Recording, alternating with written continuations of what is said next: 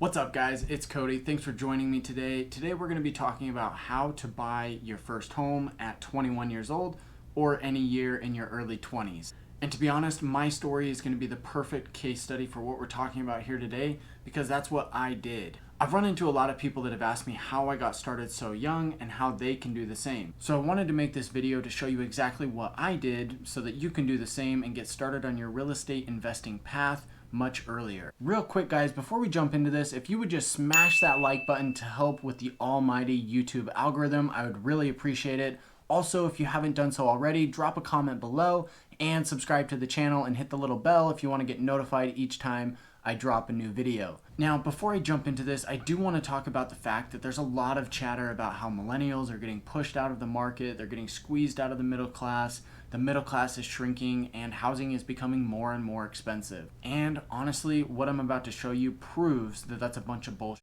While I do agree that housing is becoming more and more expensive, I think the true problem lies in the fact that most millennials tend to overextend themselves financially and they're unwilling to make sacrifices for their future finances. Now, let me explain what I mean by that. It's become very easy for you to go out and buy a brand new car, buy, expensive clothes, travel, eat out all the time, especially when you're putting these things on credit. If you overextend yourself like this, it's gonna hurt you massively when you go and try to buy a home, especially in your younger years, if you're not quite making as much money yet. You need to try and avoid this at all costs. And that leads me directly into the second point, which is a large part of millennials are unwilling to make sacrifices for their future financial stability. A lot of millennials have come to believe that they need to buy the biggest, baddest, nicest home possible, and that it needs to look like their parents' home. The reality is, when you look at people above you, like your parents or aunts and uncles or family members or even just people in your community, they're typically living in a second or third time home, not a starter home, which is what we're going to be discussing here today. And the last thing that I recommend is you get comfortable with living uncomfortably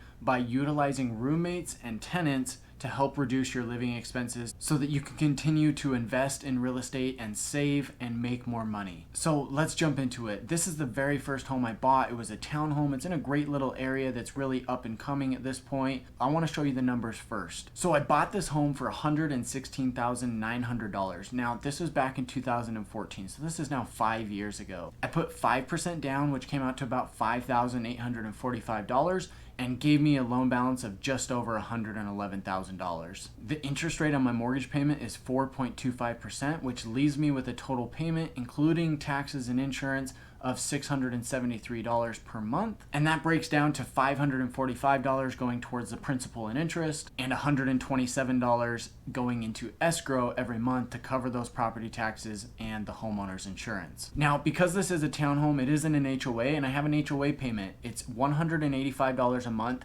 And the trade-off is that they take care of all the common areas, the roads, the park, all the grass, the landscaping, and they take care of the insurance and maintenance on the outside of each building. So if we add everything up, including the principal and interest, the taxes and insurance, and the HOA, that brings my total payment to $858. And now that I'm renting this property out, I cover the internet every single month, which is about another $60 a month for internet service. And that brings my total expenses to $918 per month. So let me tell you the story about how I got into this home and how I actually got started with this. So if you watched my last video, you know that at this point in time in my life, I was going to the local community college and I was working at a go-kart racetrack. I was making about 14 to 15 bucks an hour, and honestly, I was avoiding debt at all costs. I didn't have a car loan, I didn't have any credit card debt, no medical debt, and of course no student debt either. Now, I will say that a large part of how I was able to get a home was staying and living at home until I was 21. This allowed me to work full-time after high school and continue to save up money and put that money aside to be able to invest in real estate at 21. So when I bought this home in 2014, luckily the market was a little bit depressed at that time. We were just coming out of the recession. Things had started to increase, but prices were still down. It didn't take long for me to move in and add up all of my expenses for the house, the mortgage, the HOA, taxes, insurance, utilities, the internet, and all of that before I realized, man, this really sucks. If you're only making 15 bucks an hour and you're working full time, 40 hours a week, that's only about $2,400 a month, and that's before taxes. So I was making about $2,400 a month, but out of that I still had to pay taxes and of course all of my other expenses like gas, food, auto insurance, and more. So it didn't take long for me to realize that this was not going to work out. The townhome that I bought had 3 bedrooms. I was living in the master bedroom, and the other 2 bedrooms were honestly just sitting empty. One I had kind of used as an office for a little bit, but that only lasted a couple of weeks because I soon realized that I didn't want to pay that full $1,000 every single month. At first, I didn't think I wanted roommates. I was trying to avoid roommates. I was trying to get out of, living at home with my parents. I wanted to just live on my own, be my own person. But I realized I don't want to pay $1,000 a month for living expenses either, so getting the roommates was worth the trade-off. Now, getting roommates, I actually got really lucky with the first roommate I got. He moved into one of the rooms. He paid $400 a month, and he's actually still in the property today. The other room, I've gone through a couple of roommates, but that first roommate that I got, they paid $425. It was a little bit bigger room, and it had a balcony that went out above the carport, so it was kind of a cool little space, and it had a bigger closet, bigger room, so they paid a little bit more. When you add all this up and you have my expenses and utilities minus what I'm getting in rent, I was only paying about $200 a month to live in this home. And that was when it really clicked for me. I thought, I can move out, I can move back into my parents' home, rent my bedroom out for probably about $450 since it's the master bedroom, it's on its own level, it's got its own bathroom, a huge closet, and I could cash flow $200 to $250 a month after all of my expenses are paid. And the beautiful thing about this is I would still own the real estate. I would still own the home, I'd still get the tax benefits, the potential appreciation, the loan pay down, and everything else that comes with owning real estate. Now, the cool thing is when I ended up moving out of this home, I actually billed back the utilities to the tenants so that that wasn't a cost that I was covering. And to be honest, guys, this is exactly how I got started. I bought a starter home. I made the sacrifice of living with a couple of roommates so that I could reduce my own living expenses, and it worked out amazingly. I believe that you can do the same exact thing. If you're willing to get into a home, try and find a home that has as many bedrooms as possible. Maybe it's a duplex where you can rent out the other side, or maybe it's got a mother-in-law apartment or an ADU, an accessory dwelling unit that you can rent out for additional income. It is going to be a sacrifice, but when you're saving $500, $800, $1,200, $1,500 a month, depending on your market and what you're renting, it can be insanely good at helping you get ahead, especially in your finances. I promise you, if you do this in your early 20s, by your early 30s, you're going to be so far ahead, especially if you repeat this process. Find a home, rent it out by the bedroom or by the unit, cash flow on it every single month, and move into a new home and repeat this process. Like I said, the very first tenant that I put in there is actually still there today. I haven't raised the rent on him. It's a small room that he's living in, and I honestly think it would be a tough room to rent out again should that tenant move out. So that's the reason why I haven't raised the rent on this particular tenant. He's been there for 5 years. He's always paid. He's never caused a problem. He's just been a really good tenant.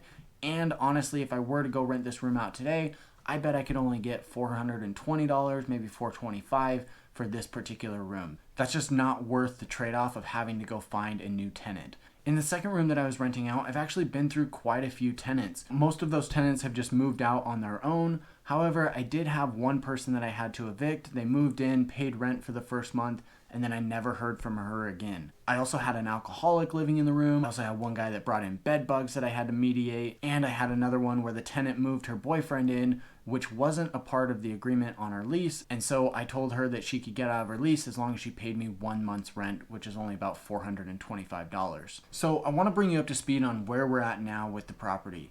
The mortgage has been paid off by $11,497. I ended up living there for about 2 years, so I made 2 years worth of payments and contributed to paying that down. But when I moved out, the loan balance was probably about $108,000. Currently, it's sitting at $99,000. So I've gained $8,000 in the last 5 years just from getting the loan paid down from the income that my tenants provide me. The current gross income on the property is $1,310. And my monthly expenses are about $920 a month by the time I factor in the payment, the HOA, the internet, and put a little bit of money aside for future repairs. This leaves me a net cash flow of $390 a month. The cool thing is I'm never gonna have to replace a roof or any siding or anything on the outside for this property. I only have to worry about the inside. Now on the inside, it is gonna need some fix up. You know, the kitchen, the floors, the carpet, that stuff will need to be replaced eventually, but that's why I'm getting that $400 a month to help set aside some money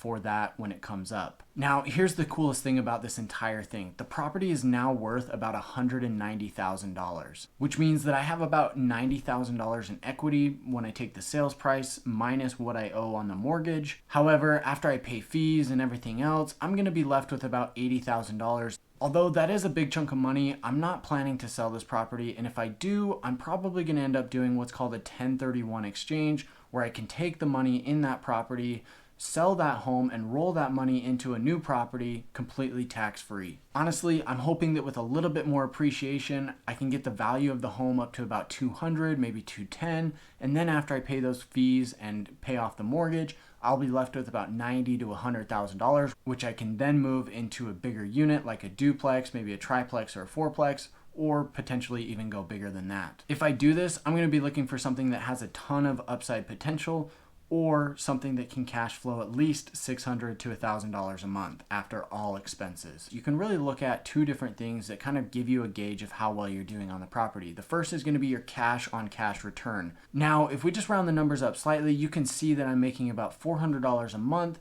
which is about $4,800 per year. When you factor this into how much I put into the property, which includes the down payment and the closing costs that I had to pay for the loan at the time, you can see that I'm getting about a 50% cash on cash return each year. The cool thing is I've made over $15,000 in pure cash flow just on this property over the last 3 years since I moved out. The other way that you can gauge how you're doing on investment properties by looking at your return on equity. This is how much money you're making every single year versus how much equity you have in the property. So if we take that $4,800 per year divided by the $90,000 in equity that I have, that leaves us with about a 5% cash on equity return. That's not bad, but it's not great either. Depending on your risk tolerance and kind of what your strategy is, you may want to roll that money into something else, which is what I'm considering, or you may just want to say that's great and just leave it there. Worst case, you can always do a cash out refinance to pull some cash out of the property to use for other investments, or you can just leave the equity in there and utilize it at a future date. So for me, guys, it all comes down to monthly cash flow. How much am I earning on a monthly basis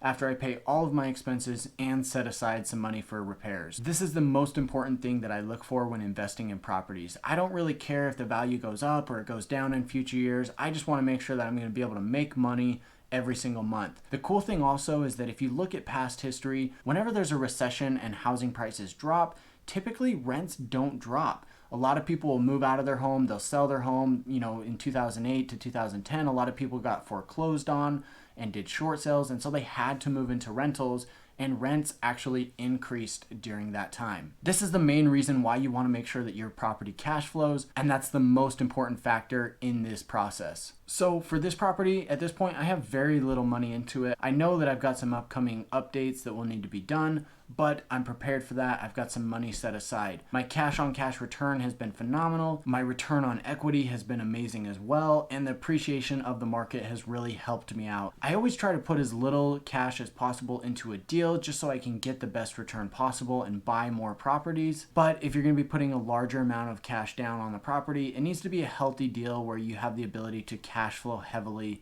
to make sure that you get a good cash on cash return. So guys, that wraps up the video here. I hope this case study example was helpful for you. I hope it showed you how buying a home in your early 20s is completely doable and how you can do it and live for just a couple $100s a month, or even live for free. If I had gone back, I would have bought a 4-bedroom unit and I would have rented out the other 3 bedrooms that I was not living in, and I would have been living for free at that point. So if you would, guys, smash that like button below, drop a comment in the comment section below as well. I'd love to hear if you've done something similar or if you're interested in doing something like this in the future. And of course, as always, hit the subscribe button and the little bell if you want to be notified when I release new videos like this. And until next time.